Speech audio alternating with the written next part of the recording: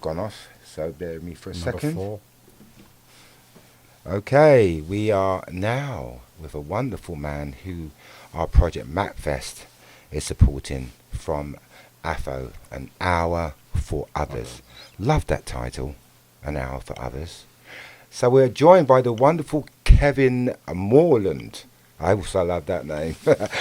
Kevin, hey. Thank you. First time we've ever been called AHFO. I remember that conversation.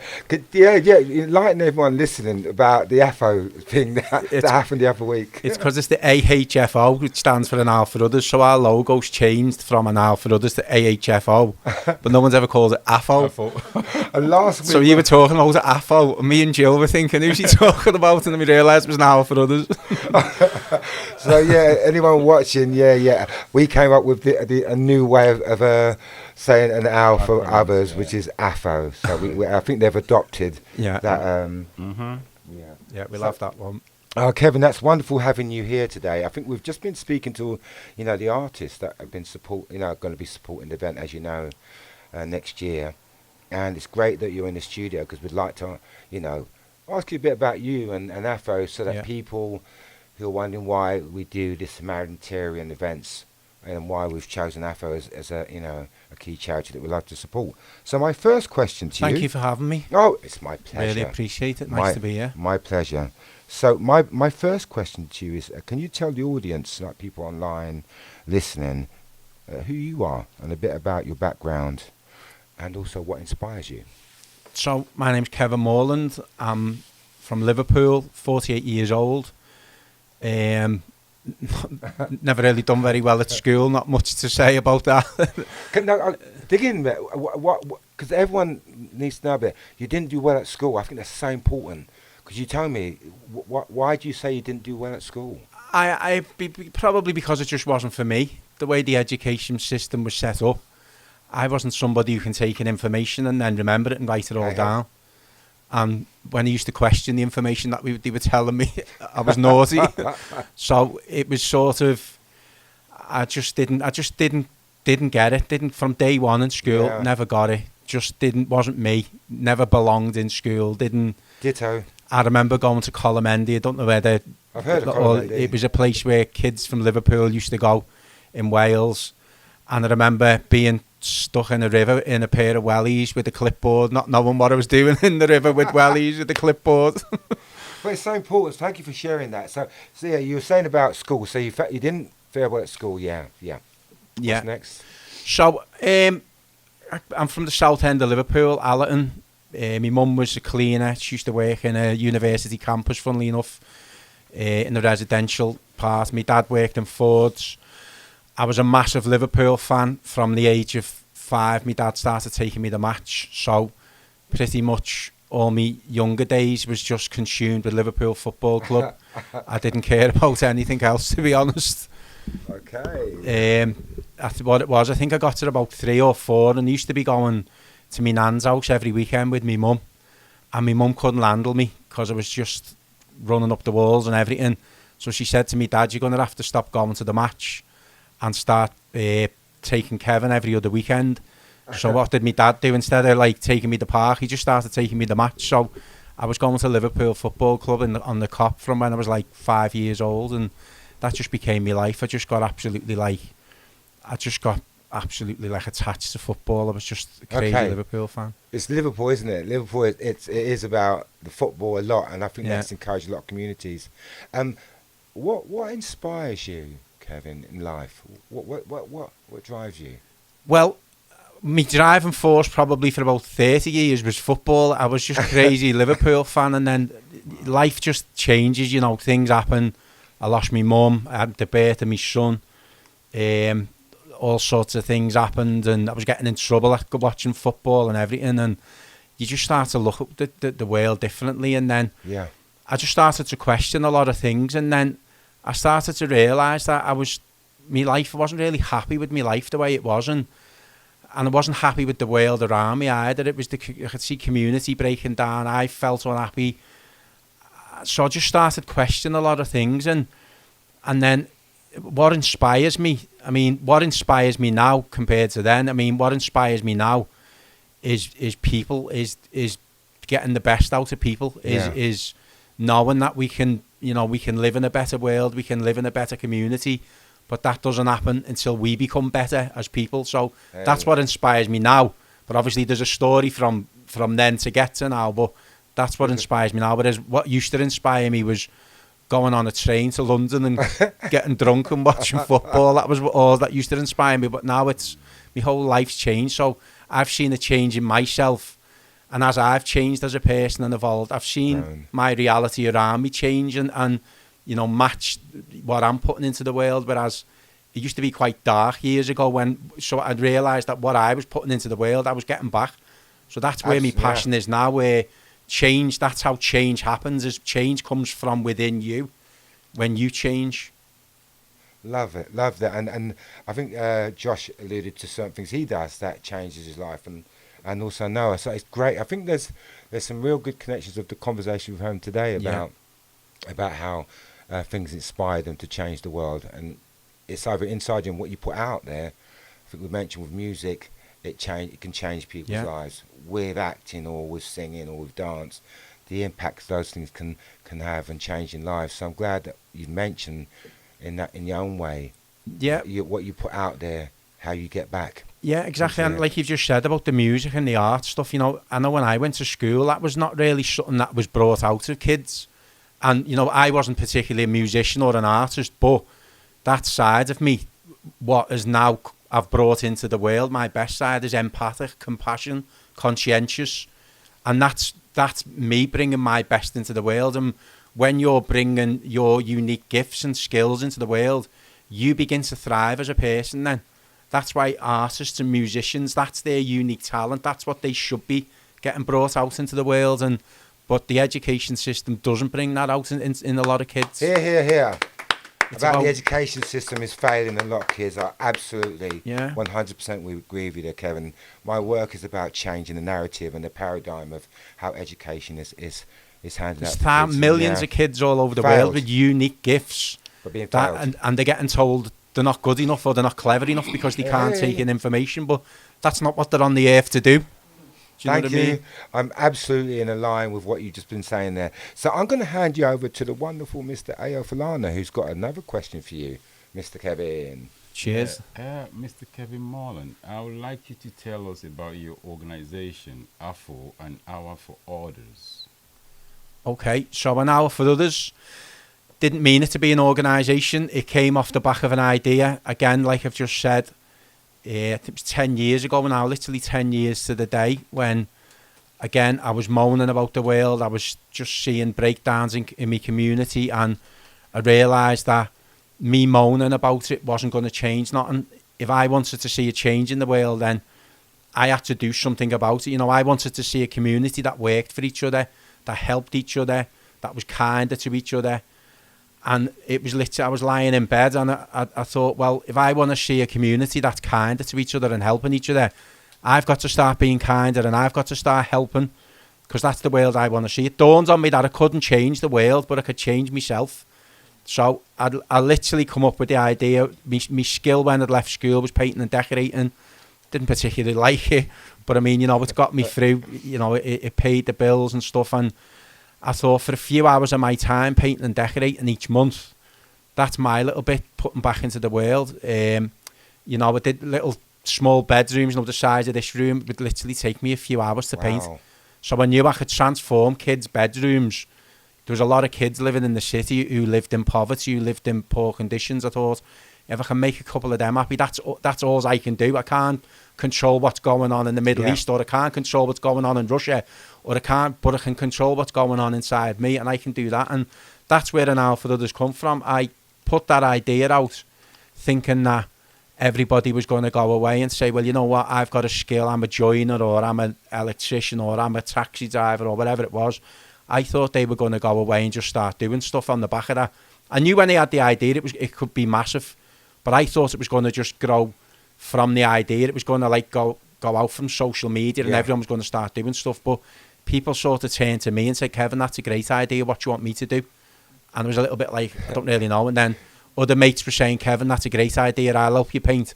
And I said, you're not getting near a paintbrush. I wouldn't let you in my house, so I'm not letting you in somebody else's house. So that was where An Hour for Others was born. I got a few people started to gravitate around me and you, who said this has got real legs to be an organisation in the city. This seems to be some sort of like mission platform from skilled professionals and businesses reaching out to the community and giving their time and their skills freely to help people and match your needs. So there was nothing really out there at the time, and the fact I started talking about kindness, I had a lot of lads who I knew, a lot of mates thought I'd like lost the plot because we're talking about kindness, but over the 10 years, the same lads now and the same people, kindness is it's in the human consciousness. It's not as silly as it was 10 years ago. Do you know what I mean? It's so that's how change happens, is when you put something out there, it just grows up. And it's like planting seeds, and that's what An Hour for Others has been. It's just grown organically from that idea and evolved. And I've evolved as well throughout the journey. That's a wonderful story, what you're saying about AHFO, and I think anyone listening to this will probably kind of understand how the impact of something like your organisation can have on people. And that's why it's growing, because people want to be part of helping people. Well, I hope a lot of people should want to help. Yeah, and when I say help as well, it's now a charity. I never set out to have a charity, and sometimes I'm a little bit like, I don't really like the word charity, because for me it's not just always about going out and giving clothes, giving food, giving presents, because sometimes people, that's not actually what people need. Some people actually need an arm around them and a little bit of encouragement to say, well, yeah, look, we can help you through these times, but we want to see you, in a year's time, if I'm still helping you and you haven't sort of made a step on the ladder yourself to like better your life, am I actually helping you, or am I fanning the flames? Am I keeping you in this position? So with me, An Hour for Others is more than a charity. It's about, helping people through dark times. Life can hit us all in an instant, but at the same time,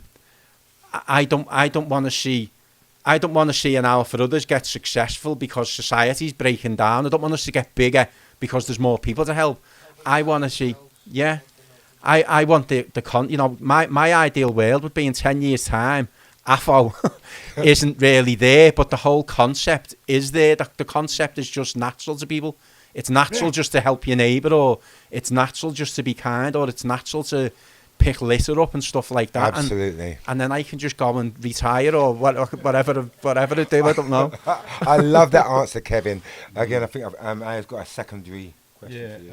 Having said that, actually, what you said there actually touched my heart, in the sense that we are like on the same page in that area of getting people to use their talent and their skills to touch and change other people's life. Yeah. That was what actually attracted me to AHFO when Julie introduced AHFO to me the first time, and I read everything on your website, and I was like, this is what we're doing. You just got it. Performing art as well. It's the shame. Trying to get artists, actors, musicians, DJs, dancers, and stuff like that to use their God-given talents to touch and change other people's life. Yeah. By organizing events and let the money go to people that are in need and stuff like that. So I find it very interesting in that page. Yeah, 100%. Because everybody deep down, we've all got a little flame. Whoever I work with, I believe there's a little flame inside of there, and it just needs fueling. You just need to help them, encourage them, inspire them, motivate them, and people's lives, due to illness or bereavements and stuff like that, or even age and things like that, and life can, hit us hard, but a lot of people, they've got so much potential in them, and sometimes they don't realise it, and I see the potential in everybody. I see everybody can, fly in life, and I want to help them. Okay, my next question for you, Mr. Kevin, is tell us what you think people don't know that they should know about An Hour for Others. What you think people out there, they've not really grabbed, they've not really known very well. What they don't... I'd say I still get asked sometimes now, but for years I think I used to water it down to sort of match what people... So for instance, someone would say to me, what's An Hour for Others? And I'd say, oh, well, what it is, I'm a painter, And like I give my, I'm thinking, that's just not what it is. It's changing the world. So in the end, he used to say to me, it's changing the world. And that's what it is. It's a, what an Alpha Others is to me is, you know, sometimes if there's a cancer charity there, a heart charity, you sort of know what it is. People still say, what's an Alpha Others? I would say an Alpha Others in 10 years has evolved from that idea. It's helped so many people, but it's inspired so many people as lives have been impacted where they want to get involved. Kids are being inspired.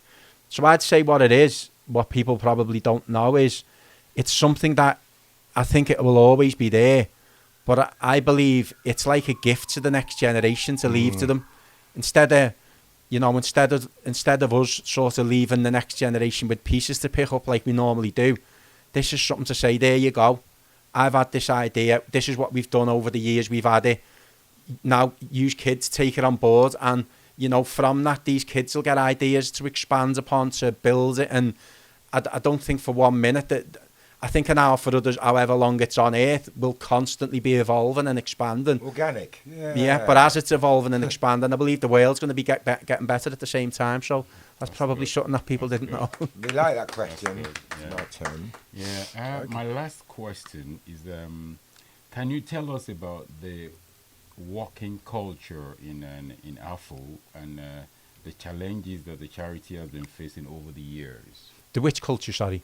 Your working culture. What's your working pattern in AHFO? How do you operate, and how do you operate in the community and stuff like that? Which is your working culture and the challenges you've been facing over the years? The challenges have always been, I suppose, at the early days, the challenges were more around like getting businesses and people to get on board with it, to offer materials. Don't get me wrong, we've always had a little nucleus, but my idea is to have every business, every person given their time or their skill or material or whatever it is.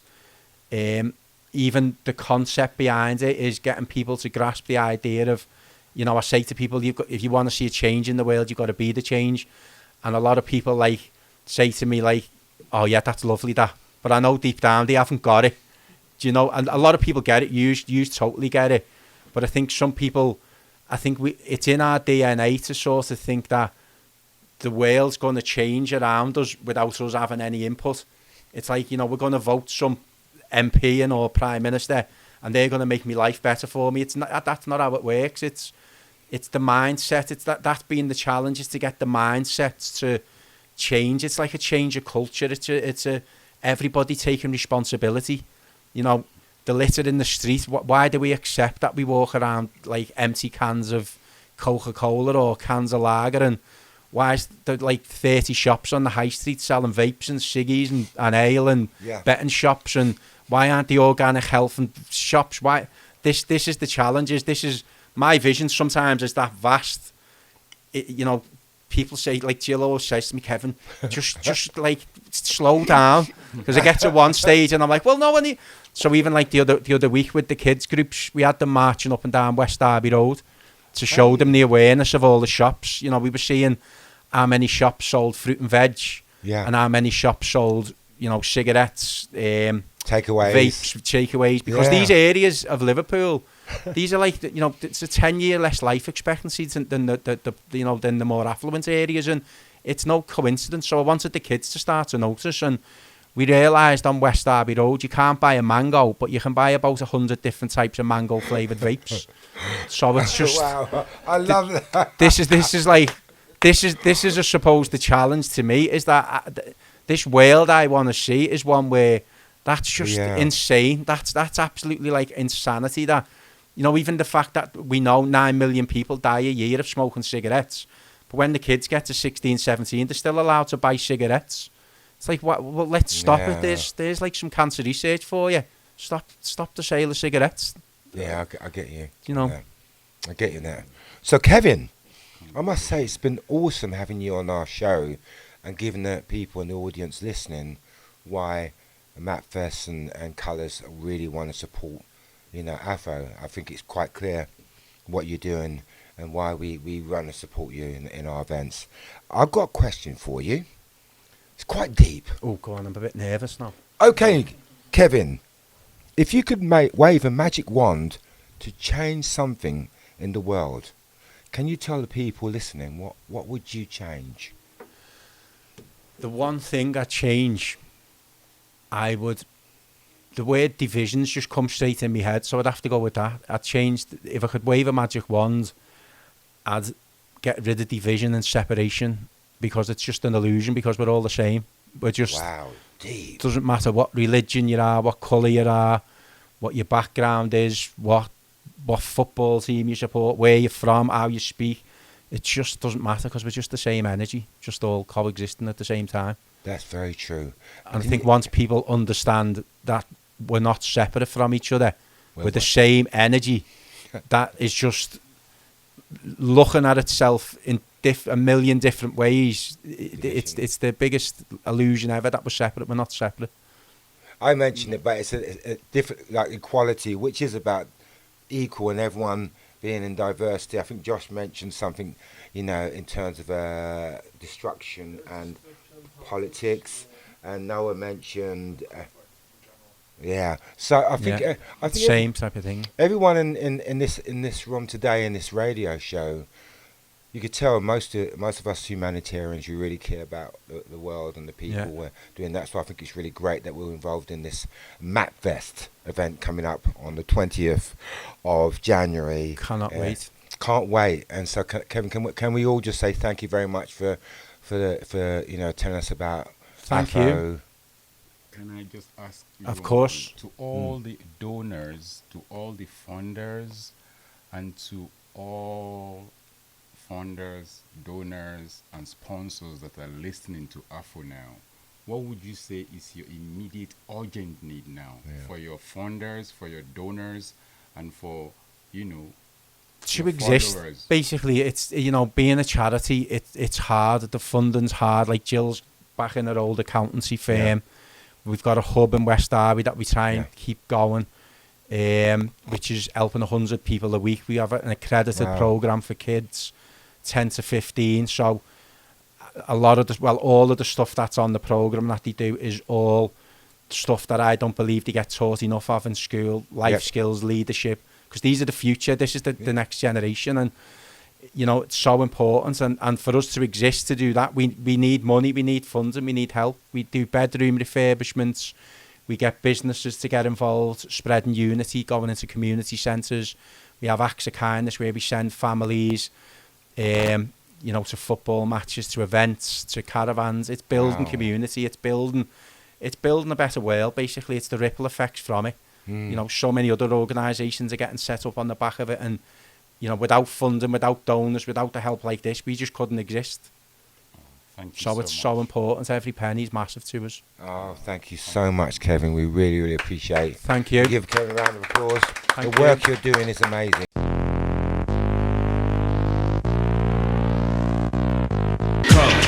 Color.